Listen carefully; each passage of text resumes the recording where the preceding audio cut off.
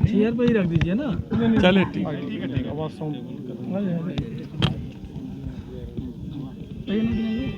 ठीक है। जिस तरीके से कानून व्यवस्था की बात की जा रही है बीजेपी गवर्नमेंट में, क्या लगता है कि वास्तव में कानून व्यवस्था टाइट है? ये सब आपके सामने दिख रहा है। गरीबों को कहीं न्याय मिलता हुआ दिख रहा है। आज हम सब पीडीए के साथी यहाँ इसीलिए जुटे हैं कि जो पीडीए की अवधारणा है, वो पीडीए की अवधारणा यही है कि जिस कमज़ोर समाज को इस सरकार के द्वारा न्याय नहीं मिल पा रहा है, इस सरकार के द्वारा उसको सहायता नहीं मिल पा रही है,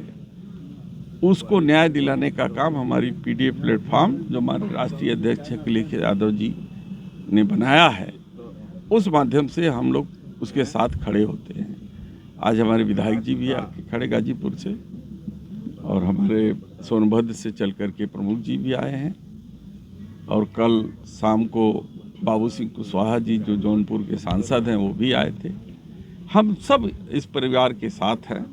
और हमारी कोशिश रहेगी कि हम न्याय दिलाने के लिए पूरी तरीके से इसकी तहकीकात कराएं, ताकि जो सवाल खड़ा हो रहा है, सवाल यही खड़ा हो रहा है कि छोटी सी घटना इतनी बड़ी नहीं थी कि जिसके लिए किसी की हत्या कर दी जाए, और हत्या करके किस राज को छुपाने का प्रयास हो रहा है, किस व्यक्ति को बचाने का प्रयास किया जा रहा है। इसकी जब तक गहन छानबीन नहीं होगी तब तक इसका राज पर्दाफाश नहीं होगा, और उस राज को पर्दाफाश कराने के लिए हम लोग यहाँ की रिपोर्ट बना करके इस पीड़ित परिवार का बयान लेकर के राष्ट्रीय अध्यक्ष जी के सामने रखेंगे और मांग करेंगे कि आप जो है इसकी गहन छानबीन कराने के लिए सीबीआई और सीआईडी से इसकी जांच कराई जाए, उच्च स्तरीय जांच कराई जाए, ताकि न्याय मिल सके। हमको भरोसा बनारस की पुलिस पर नहीं है कि वो इतने दबाव में इस गरीब व्यक्ति के साथ न्याय कर सकेगी। पुलिस की कार्यशैली पर सवालिया निशान उठाते नजर आ रहे हैं जो है उनकी जो परिजन जो है। क्या लगता है कि पुलिस जो है अपने कर्तव्यों को कायदे से नहीं निभा पाई अभी तक? मैं तो आपसे कह रहा हूँ कि मुझे भरोसा नहीं है, न इस परिवार को भरोसा है कि वो लोग सही तरीके से विवेचना कर पाएंगे, क्योंकि ये इन लोगों का आरोप है कि अगर पुलिस वाले आ करके उस बच्चे को घर से भाग जाने के लिए मजबूर नहीं करते तो उसकी हत्या नहीं हो पाती। और भाग जाना किसी प्रकार के किसी अपराध में किसी दोस्त का साथी होना इतना बड़ा अपराध नहीं है कि उसकी हत्या कर दी जाए, लेकिन इसके पीछे कौन सा राज है, वही राज जानने के लिए इसकी छानबीन आवश्यक है। मौजूदा सरकार में मंत्री भी हैं, तमाम तरीके से परिजन आरोप लगा रहे हैं कि यहाँ के मंत्री हैं और उनके यहाँ के पार्षद हैं, लगातार उनका एक दबाव बनता जा रहा है और परिजन जो है एक न्याय की आस में बैठे हुए हैं। किस तरीके से समाजवादी पार्टी पीडीए जो है न्याय दिलाएगी? देखिए, भारतीय जनता पार्टी की ये कार्य करने की शैली है, और यही कारण है कि अब जनता उनके झूठे वादों और लुभावने नारों पर जो है वो उसको समझ चुकी है, बहकने वाली नहीं है। आपने देखा कि 10 लाख से जीत का दावा मोदी जी कर रहे थे और हारते हारते बचे। वो कैसे जीते हैं आप भी जानते हैं, हम भी जानते हैं कैसे जीते हैं।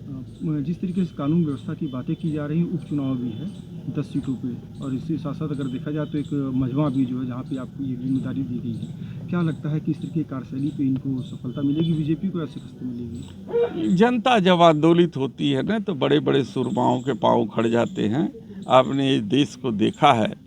कि अंग्रेज जैसे तानाशाहों का भी पाँव उखड़ते देरी नहीं लगी है। ये कौन सी खेत की मूली है, जनता जागृत हो जाएगी तो उखाड़ फेंकेगी। एक अंतिम सवाल और आपसे, ई रिक्शा संचालक भी जो है जिस तरीके से यहाँ पे प्रदर्शन कर रहे थे, गिरफ्तारी हुई, वहाँ से टेंट उखाड़ दिए गए, आपके पास सपोर्ट के लिए पहुँचे भी लोग जो है, क्या लगता है कि इनके साथ न्याय हो रहा है या अन्याय हो रहा है, या वास्तव में बनारस को जाम से मुक्त किया जा रहा है? देखिए, प्रधानमंत्री जी इस शहर को क्योटो बना रहे थे। जब क्योटो बनाने में फेल हुए तो टोटो ला दिए। अब जब टोटो में फेल हो रहे हैं तो अभी तक तो मैं कह रहा था सबसे कि तुम लोग भी तो अपने टोटो के पीछे लिख रहे थे हम हैं मोदी परिवार, मोदी परिवार बैठा है अंदर। तब अब क्या हो गया मोदी परिवार को कि तुम लोगों को बाहर कर रहे हैं? तो इसलिए ये संवेदनहीन सरकार है और ये जो चालक हैं उनको व्यवस्था देने की ज़रूरत है। मैं शीघ्र ही कमिश्नर से बात करूंगा कि ठीक है, जोन वाइज आप लगा दीजिए कि इस जोन के आगे कोई नहीं जाएगा, लेकिन जोन का दायरा इतना होना चाहिए कि उनको कम से कम मिनिमम वेज जो उनको 400-500 रुपया जो मजदूरी है उतना तो निकल जाए उनका पैसा। पीड़ित परिवार के लिए किस तरीके की मदद करेंगे आप? देखिए, अभी तो हम किसान पेंशन योजना की, किसान जो सहायता निधि है, बीमा योजना है, उसके तहत 5 लाख रुपया दिलाने के लिए पूरी कोशिश करेंगे। और हम सब प्रतिनिधि मंडल यहाँ आए हैं, अभी इनकी तिरातरी बीत जाती है तो हम पार्टी से भी मांग करेंगे कि ये गरीब परिवार है, विधवा है माँ, और इसको भी आर्थिक सहायता दिया जाए और उसे दिलाने का काम करेंगे।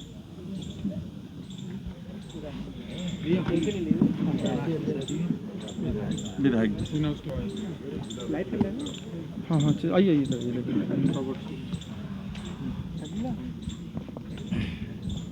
प्रधानमंत्री का संसदीय क्षेत्र है,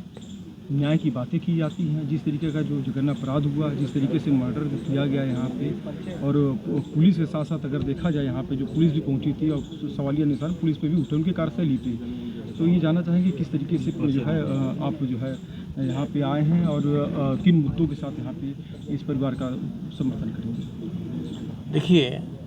समाजवादी पार्टी के राष्ट्रीय अध्यक्ष श्री अखिलेश यादव जी के निर्देश के अनुसार आज हमारा प्रतिनिधिमंडल पीड़ित परिवार से मिलने, उनकी समस्याओं को जानने, उनके साथ क्या जुल्म, जाति, शोषण और अत्याचार हुआ है, इस बात पर विस्तृत जानकारी लेने के लिए हम सब लोग को भेजा गया है। उसी क्रम में आज हम सभी लोग, मैं हूँ कमेटी में, अविनाश कुशवाहा नाम है हमारा, और राष्ट्रीय सचिव हैं और पूर्व विधायक हैं, माननीय सांसद जी वीरेंद्र सिंह जी जो इस क्षेत्र के जनप्रतिनिधि भी हैं, यहाँ के जिला अध्यक्ष जी भी हैं सुजीत यादव जी, महामंत्री आनंद मौर्य जी हैं, और गाजीपुर से चलकर आए वहाँ के पूर्व जिला अध्यक्ष और राष्ट्रीय कार्यकारिणी के हमारे साथी राजेश कुशवाहा जी भी उपस्थित हैं। तो सभी साथी आज यहाँ समाजवादी पार्टी के सारे लोग, जो भी दुख दर्द यहाँ हुआ है, जो पीड़ित परिवार के साथ अत्याचार हुआ है, उसके दुख को बांटने के लिए और उन्हें कैसे न्याय दिलाई जाए, इस बात के लिए पार्टी के निर्देश पे यहाँ उपस्थित हुए हैं। देखा कि जिस तरीके से बीजेपी लगातार इनकाउंटर पे इनकाउंटर करती चली जा रही है, सवालिया निशान उठ रहे हैं, और उसके साथ साथ देखा जाए जहाँ पे एक जो गरीब और शोषित समाज के जो लोग हैं, उनके अगर घर में कोई घटना होती है तो उनको क्या वास्तव में न्याय मिल पा रहा है या नहीं मिल पा रहा है? आपने इस सरकार की जो मोनोपोली है, आपने देखा कि अभी किस तरह बुलडोज़र पे प्रतिबंध माननीय उच्चतम न्यायालय ने लगाया है। और रहा इनकाउंटर का सवाल, तो माननीय न्यायालय भी इस बात को कह चुकी है, और तमाम मीडिया से लेकर बड़ी बड़ी एजेंसियों के सर्वे भी हैं कि सर्वाधिक फेक इनकाउंटर उत्तर प्रदेश में हो रहे हैं। माननीय राष्ट्रीय अध्यक्ष जी ने भी अभी मामला उठाया सुल्तानपुर की घटना का,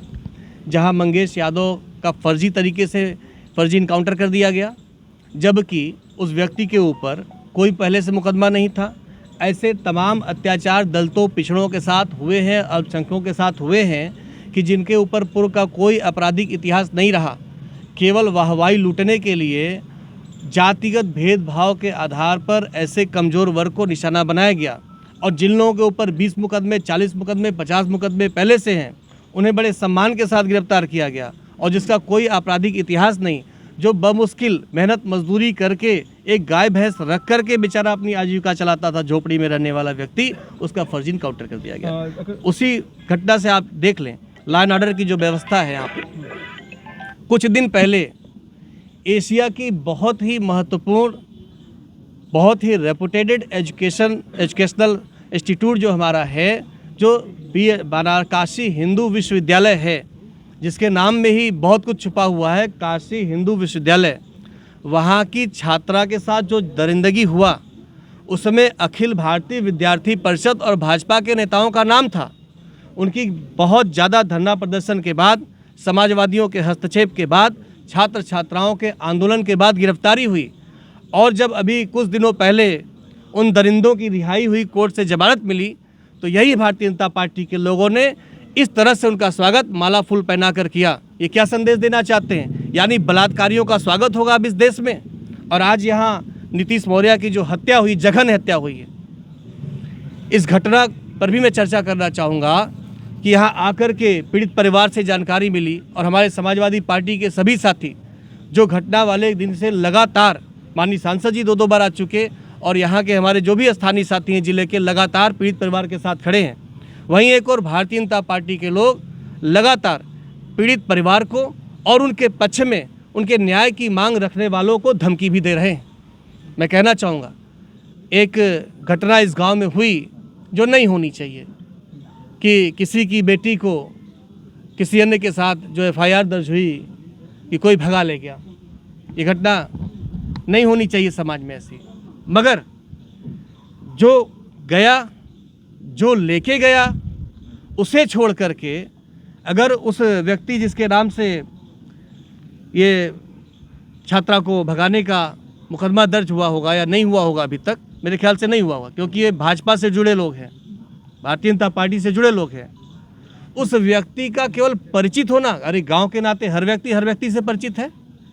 लेकिन अगर उसका परिचित होना गुनाह है कि उसे अपनी जान गंवानी पड़ जाए, तो ये अपने आप में दिख रहा है कि यह कैसा रामराज है और कैसा न्याय है। नीतीश मौर्य का इस घटना में कोई भी कहीं से कोई सरोकार नहीं है, कहीं से कोई उसका इस घटना से संबंध नहीं है। उसका दोष सिर्फ इतना है कि उस छात्रा को भगा ले जाने वाले की जान पहचान का है, और जो भगा कर ले गया वह उस परिवार के लोग भारतीय जनता पार्टी के बड़े नेता के यहाँ नौकरी करते हैं, जिनको भारतीय जनता पार्टी और सत्ता पक्ष के लोगों का संरक्षण प्राप्त है। और सवाल और भी तब गहरा हो जाता है कि जिस व्यक्ति के ऊपर, जिसके परिवार के ऊपर भगाने का आरोप है, उसको छुड़ाने के लिए बीजेपी के सभी नेता थाने पे दबाव बना रहे हैं। और जो छात्र, केवल जो नौजवान, गरीब नौजवान जिसके पिता भी नहीं है, जो दूसरे की दुकान पे मेहनत मजदूरी करके अपनी विधवा माँ और अपने भाई का पेट पालता है, वह पिछले 6 दिन से, कई दिन से घर में बता रहा था कि कुछ लोग मुझे मारने के चक्कर में पड़े हैं। और जब भारतीय जनता पार्टी के उन आरोपियों के कहने पर संबंधित थाने की पुलिस रात में 11:30 बजे आती है, लड़का डर के घर में छुपा रहता है, माँ कहती है कि घर पे नहीं है, तो वह पुलिस वाले कह के जाते हैं कि अब वो घर नहीं आएगा। उसके कुछ ही समय बाद पता चलता है कि उसकी गला दबाकर हत्या हुई और 100 को नृशंस तरीके से जलाकर फेंक दिया गया। अगर पुलिस एक्टिव होती तो यह घटना कभी कारित न होती। उसके बावजूद यहाँ गांव के लोग और पीड़ित परिवार चिल्ला चिल्ला के कह रहा है कि यहाँ रक्षक ही भक्षक है और शासक ही शोषक है। तो हमारे सांसद जी ने भी जो बातें रखी और समाजवादी पार्टी के सभी साथियों ने जो बातें रखी हैं कि घटना की निष्पक्ष उच्च स्तरीय जांच होनी चाहिए, और घटना के पीछे वो कौन से लोग हैं, उन्हें किस बात का डर था कि कौन सा राज नीतीश मौर्य के पास दफन था इस पूरी घटनाक्रम में, और कौन कौन से सफ़ेद पोस्ट चेहरे सत्ता पक्ष के संरक्षण में इसमें लिप्त हैं, इसकी जांच में खुलासा होना चाहिए, जिस खुलासे के डर से नीतीश मौर्य की जघन्य हत्या कर दी गई। तो समाजवादी पार्टी ये मांग करती है कि निष्पक्ष जांच होनी चाहिए और सभी उन चेहरों को बेनकाब करके कानून के अनुसार कड़ी से कड़ी सजा मिलनी चाहिए। इसी बात की लड़ाई समाजवादी पार्टी लड़ेगी, और माननीय राष्ट्रीय अध्यक्ष श्री अखिलेश यादव जी ने इसीलिए हम सबको यहाँ भेजा है कि तथ्यों का पता लगा करके हम अपनी विस्तृत रिपोर्ट अपने पार्टी कार्यालय में जमा करें, और पार्टी अपने स्तर से भी, जिस स्तर से भी मदद दिलाने का काम होगा, पीड़ित परिवार को दिया जाएगा।